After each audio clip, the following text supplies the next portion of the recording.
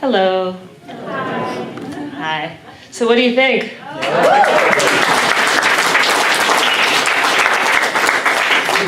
There's something about these four together.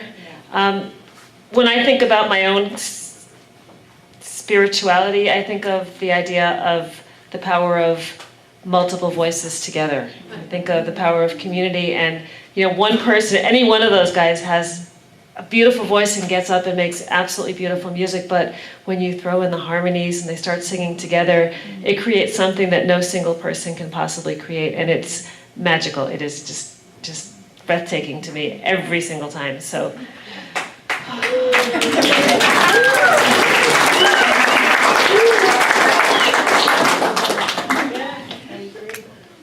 my mom asked me to tell a little story.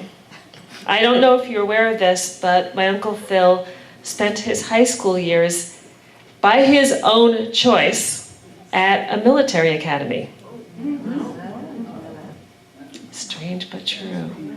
He went to Staunton Military Academy in Virginia, and while there, a school newspaper started, and he submitted some of his stories, and two of his stories were accepted for publication. One won one of the big awards, and this is the other one, which I happen to like better.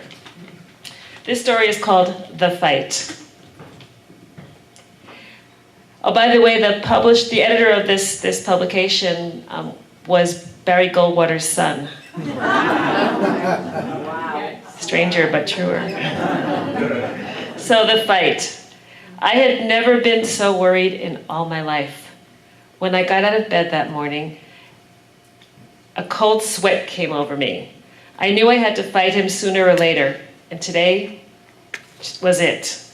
He had bullied me so often, and now I had finally reached my breaking point. If a person is stronger than others, he doesn't have the right to pick on people smaller and weaker than him. Amen. He insulted me in front of my friends. I had to make a stand. In a moment of anger, I challenged him to a fight the next day after lunch. When he accepted, he threw back his head and laughed cruelly. I went to school the following day, feeling like David when he went to meet Goliath. Unfortunately, I had no slingshot to cover me. My morning classes seemed to pass too quickly, and the lunch I ate had no taste. When I walked toward the meeting place, I knew how a condemned man feels as he walks the last mile. All of a sudden, a hand gripped my shoulder. I spun around, and there he stood. The only difference was the triumphant look was gone from his face. He stammered nervously and said that he didn't mean to pick on me and that he didn't want to fight.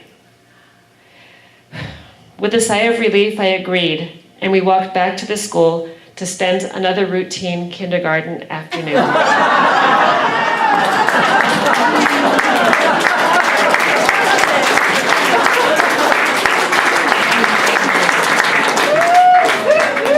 And with that, I welcome back Pat Wichter, Reggie Harris, Tom Prasado Rao, and who did I miss? Greg Greenway!